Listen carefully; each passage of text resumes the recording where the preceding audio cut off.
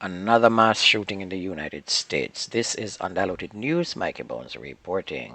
A gunman who killed 3 people and wounded 6 others while roaming through his northwestern New Mexico neighborhood in the U.S. was a local 18-year-old high school student. Authorities are still trying to determine a motive for the attack. Bew Wilson lived in the Farmington neighborhood where he opened fire Monday, killing 3 elderly women.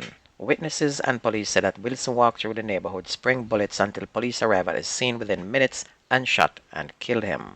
Deputy Police Chief Barrick Crum said that Wilson was indiscriminately shooting at vehicles, but that some rounds also was hitting homes as well. Over in Jamaica, the states of emergency have been declared for Hanover, St. James, and Clarendon. And in announcing the SOE yesterday morning, Prime Minister Andrew Holness said that the recommendations for the security measures came in response to a surge in criminal activities within those parishes. The SOE, which commenced immediately, will remain in place for an initial period of 14 days. Police Commissioner Major General Anthony Anderson said the Clarendon Police Division has recorded a 67% increase in murders and a 41% increase in shootings as at May 14 compared with the corresponding period last year. For the St. James Division, Anderson said although there has been a 27% drop in murders, the parish still has the highest number of murders across all parish divisions, with a total of 69 which was recorded up to Sunday. The police commissioner also noted that the Hanover Division has recorded the greatest increase in murders, with a 75% rise as at May 14 compared with 2022. St. James recorded 3 double murders and a triple killing last week. Lobby group Jamaicans for Justice has reacted with concern at the latest declaration of the state of public emergency. JFJ Executive Director Michaela Jackson says the government appears to be devoid of ideas to effectively tackle the country's crime problem. The lobby group is again calling for the regulations governing SOE to be made public. She said some practical measures are needed to effectively deal with crime rather than the reliance on state of emergency.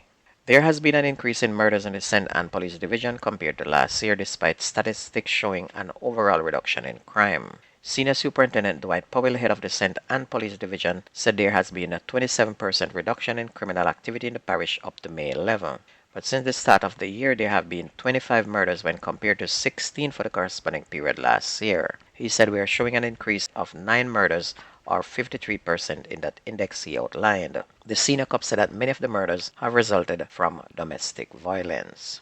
The family of the 28-year-old Canadian woman who was killed during a physical altercation with her husband in Clarendon on Saturday said she came to Jamaica to celebrate her first wedding anniversary.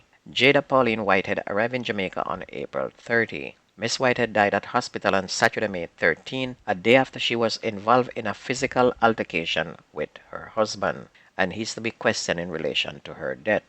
Evelyn Fox, an aunt of Miss Whitehead, told Global News in Canada that the woman was in Jamaica for 2 weeks to celebrate with her husband. The police said that she was involved in a domestic dispute with her spouse, during which she sustained injuries. Miss Whitehead did not seek medical attention, neither did she report the matter to the police. She was found unresponsive in bed the following day and was taken to hospital where she was pronounced dead. Police said that the husband is likely to be charged with murder. On to sports. Jamaica's senior reggae boys will play international friendlies against Asian team Qatar and Jordan next month in Austria as part of preparation for the CONCACAF Gold Cup to be staged in the U.S. Qatar, who hosted last year's World Cup, will be Jamaica's first opponent on June 15, which is 4 days into the pre-Gold Cup campaign assembled by head coach Heimar Hallgrimsson in the European country. The match against Jordan takes place on June 19 before the team leaves for Chicago on June 20 for the first match of the Gold Cup against the U.S., which will take place on June 24th.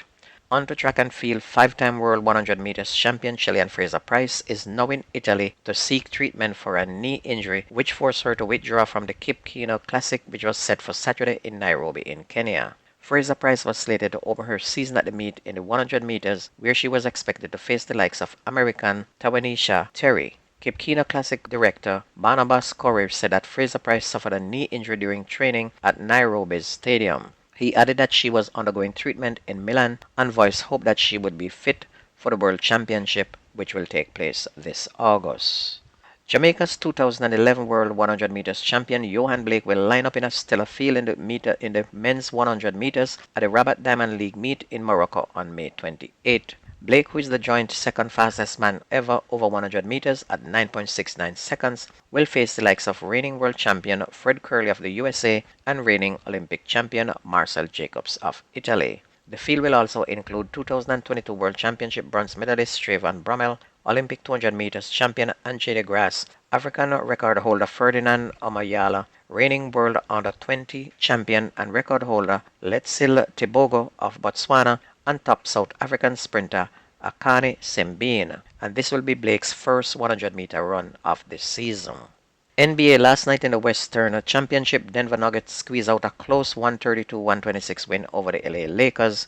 Nikola Jokic was excellent, scoring 34 points for the Nuggets, while Anthony Davis was ruthless for the Lakers with 40 points.